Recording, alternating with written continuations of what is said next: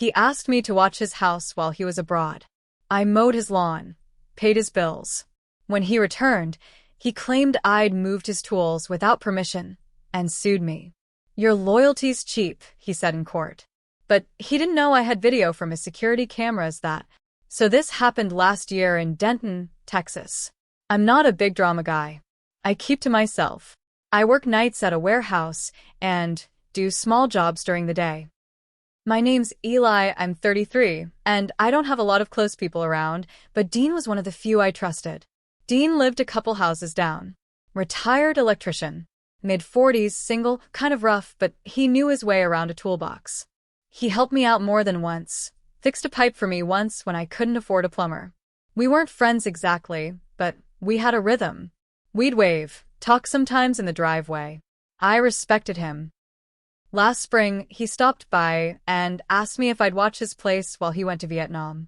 6 weeks, maybe 7. He was going to visit some family, try to clear his head, I guess. He said, "I'll leave cash for bills. Just keep it standing. Water the plants, mow once a week, maybe turn the faucets here, and there's so nothing cracks." I said yeah. I didn't even hesitate. It felt good to be trusted. He left me a key and some envelopes in a drawer, each one labeled electric, water, yard, with cash inside. He even left a little extra and said, "If anything comes up, use it." For the first few weeks, everything was fine. I'd walk over in the morning before my shift, cut the grass, water his plants. I'd text him now and then to say everything was fine. He didn't always answer, but I figured maybe the reception was bad overseas. About 3 weeks in, we had one of those random spring windstorms. Not huge, but enough to tear a panel off his old wooden fence. One of the panels swung open and hit the tool shed behind it. I checked the damage and saw the shed lock had snapped right off. That's when I noticed the fence post was starting to lean and the whole thing was about to come down. I texted him. No answer. Called. Straight to voicemail. I didn't want to leave the fence down. It faced the alley. Easy access for anyone. So I figured I'd fix it. I opened the shed. I had to pull at it a little but not force it too bad. Inside, it looked like a damn museum. Tools wrapped in cloth, weird hooks, old wooden boxes. I didn't touch most of it. Just grabbed a hammer, some nails, and a level. Took a photo before I moved anything, just in case. I fixed the post, patched the panel, made sure it wouldn't fall again. Put everything back exactly how it was. Took another photo. Closed the shed, tied it shut with a zip tie. That was that, I thought. Dean got back a few weeks later. I brought in the receipts, leftover cash, even a little notebook where I wrote down what I did. I thought he'd be grateful. Instead, he just looked at me and said, "You went in the shed?" I told him about the storm, the fence, the photos. I said I was just trying to keep his place safe. He didn't say anything, just nodded once, slow, like he was filing it away. 2 weeks later, a cop came to my door. I was being sued for $2,600. Dean claimed I'd tampered with and possibly damaged rare vintage tools and entered a clearly restricted area without permission. The part that got me? He told the judge, in front of everyone, "Your Honor, his loyalty was cheap. He saw some old tools and thought he could help himself. Like I was some thief. Like I hadn't done everything I could to help." But here's what Dean didn't know. When he left, he asked me to reconnect his security system. Specifically the Ring cameras around his yard and door. He gave me the login info, told me to keep an eye on things. I did. What he forgot was that those cameras had cloud storage. And they'd recorded everything. The fence blowing over, me fixing it, me taking photos, putting things back. I downloaded it all the night I got served. The video shows me walking up, looking at the damage, texting him, waiting. Then me opening the shed, pulling out one tool, using it, returning it, taking photos. All calm, all careful. I brought the footage to court. And the moment it played, I watched Dean's face shift. Like he'd swallowed something sour. But it didn't end there. So the video plays in court. It's clear as day. You can see the wind kicking up. You can see the fence panel rip loose and slam into the shed. You can see me standing there with my phone trying to text Dean. You can even see the timestamp right when I sent the messages. Then it shows me going into the shed. I pause. I take a photo with my phone. I grab one hammer. That's it. I fix the fence, sweating in the sun, then walk back and place the hammer down in the same spot. I take another photo. I even zip-tie the shed door closed since the lock was busted.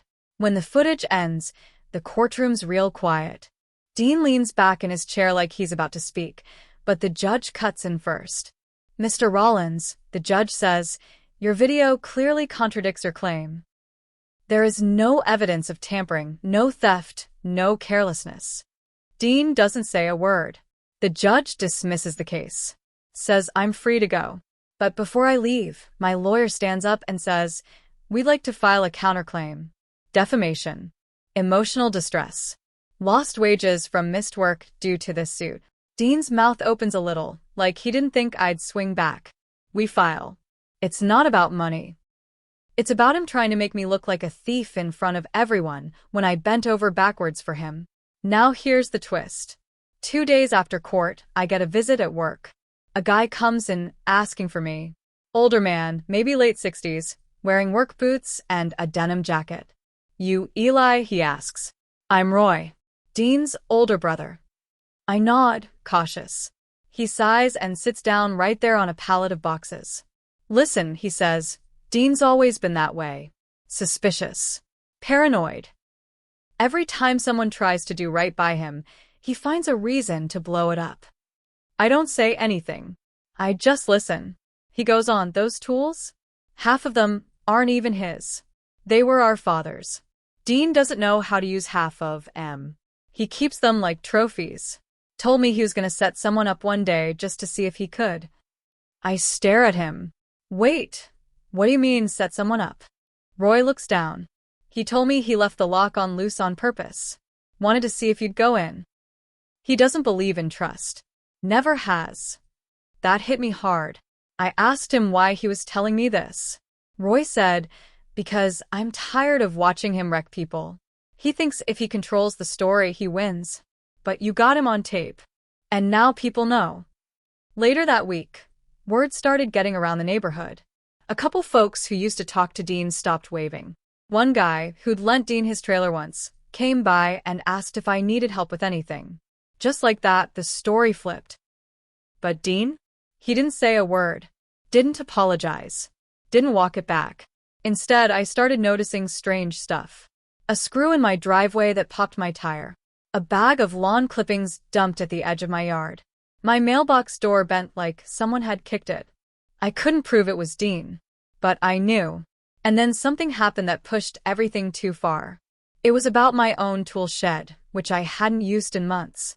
I walked back there and saw it wide open, padlock missing, door swinging.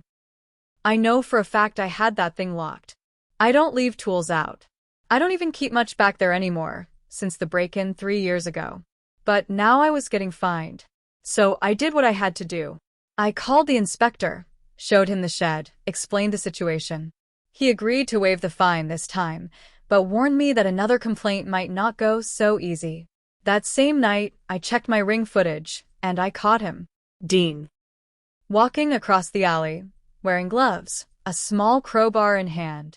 It was around 2:15 a.m. He goes straight to my shed, pops the lock clean, opens the door wide, and walks off. I downloaded the video, timestamped it, and reported it to the police. They said they'd look into it, but unless something was stolen or damaged, there wasn't much they could do. Texas law can be real loose when it comes to stuff like that, especially if it's just property damage without entry to the home. But I had enough. I brought the video to the lawyer I'd used in the counterclaim. He watched it twice and said, "This is harassment. You've got 2 separate incidents, both backed with footage. You can file for a protective order and maybe more." The next day, I did just that. Filed for a restraining order. Gave them the footage, the shed video, the tire receipt, the code violation, the court transcript. They said it might take a week. But word travels fast in a town like Denton. By the weekend, a new rumor was going around that I was planning to sue Dean for damages and harassment. Someone even said I had a friend in the city inspector's office now. That part wasn't true, but I let it hang there. Then one night, someone left a manila envelope on my porch. No note. Just old photos, pictures of Dean, younger, in front of construction sites, surrounded by coworkers. And on the back of one photo, someone had written, "Ask him about San Marcos. Summer of '98. I had no idea what that meant. So I showed Roy. He went pale. Real pale. "That's Jesus," he muttered.